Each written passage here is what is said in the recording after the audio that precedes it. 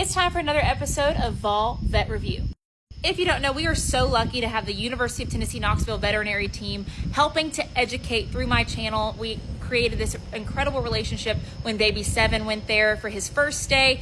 He is currently there for a little short stay, and they are so gracious to help keep educating, and we keep going through different topics about not just equine, but also other livestock veterinary care, diseases, all those things, so that we can learn as animal owners and continue to care for our animals better and better. So this week we are talking about white line disease in equines. So I'm going to hand it off and we'll hear all about it. Hello everybody. Welcome back to this week's Vol Vet Review.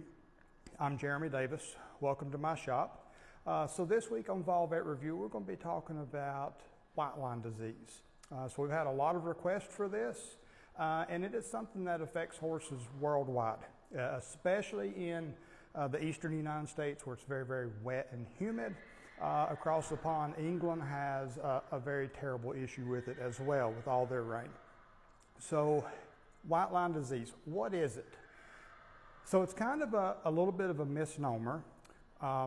White line disease isn't actually a disease of the white line itself. So we're going to look at the bottom of a foot, and I'm going to tell you exactly where this starts. So we're looking at the bottom of the foot. This is Granny. Granny is 34 years old, and I think aside from the pour down of rain we had this morning and Granny's a little wet, she looks really good for 34. But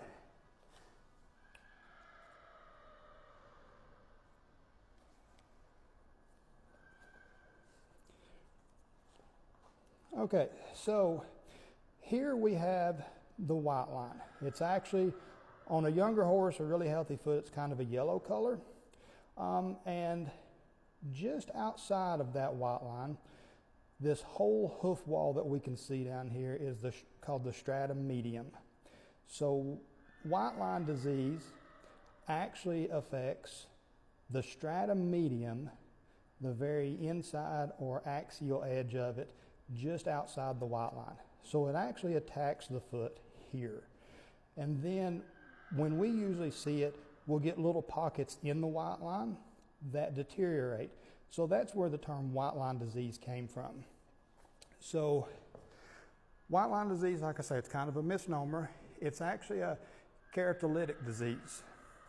And because it attacks the keratin of the foot, not actually the white line itself. So it's an opportunistic bacteria or fungi. It starts out as a bacterial infection. There's two types of keratolytic disease. Type 1, which is, it can be from a horse that has overgrown foot, a lot of flare and distortion. It steps on a rock, punctures the white line, allows a bacteria to come in. And then once that bacteria gets in there, then it starts affecting the cells of the hoof. And once that breakdown between those cells occurs, then the fungi or the keratolytic disease takes over, and that's where we see the deterioration of the hoof wall and eventually the deterioration of the white line itself. So we talked about type 1. Type 2 keratolytic disease is on a more compromised horse. So older horses, horses that have suffered from founder or laminitis, something systemically wrong is with the horse. And so that is the type 2.